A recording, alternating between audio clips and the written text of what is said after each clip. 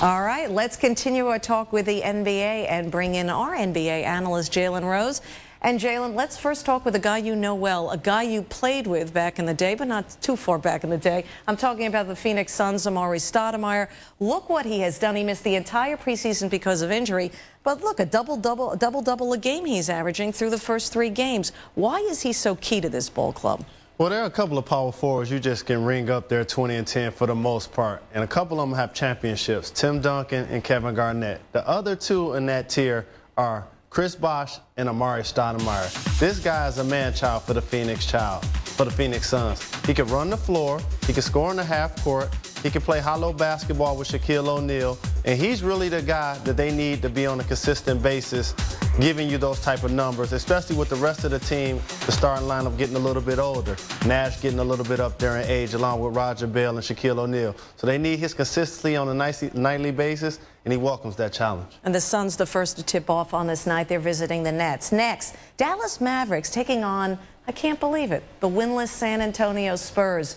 Is this the most surprising story in the NBA this year? It sounds like an oxymoron when you say San Antonio Spurs and winless. But these are two teams, for the first time in a handful of years, they're not necessarily favorites to come out of the West. The San Antonio Spurs are obviously missing Manu Ginobili. They're missing Alberto. The other veterans, i.e. Michael Finley, for example, aren't really playing at a high level. Tim Duncan, Tony Parker, still getting it done. And the same with the Dallas Mavericks.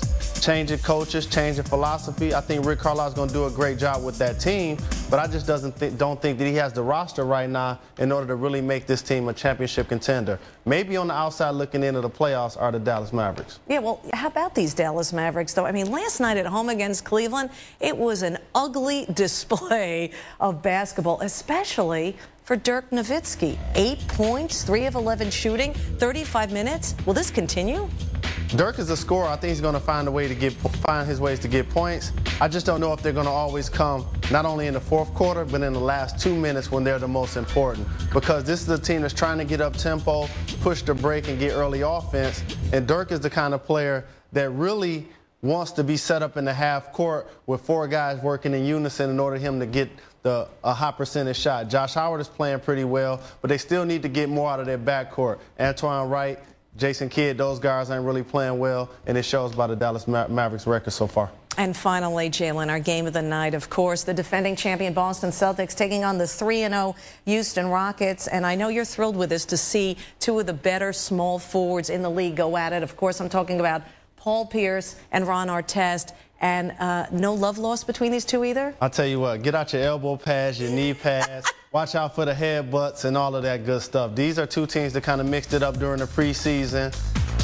Paul Pierce understands that Ron Artest is a physical defender, and he's going to try to do what he can to get inside of his head. He's been doing it his entire career. As Paul Pierce is one of the top scorers in the NBA, Ron Artest understands he can't give him an edge. But Ron Artest is a guy that plays both ends. He can get you 20-plus points and also get you them handful of steals. And when you talk about the Celtics, you can't forget they still have a guy that's pretty good named Kevin Garnett, another guy named Ray Allen. So big-time matchup, definitely a must-see. Yeah, I think those two will be excited about this confrontation, no question, and much more, of course, on this game, because we can't hog you all day. Oh, no, we're matching. We look so good together, like we're going to the prom. I know that, exactly. Where's my corsage?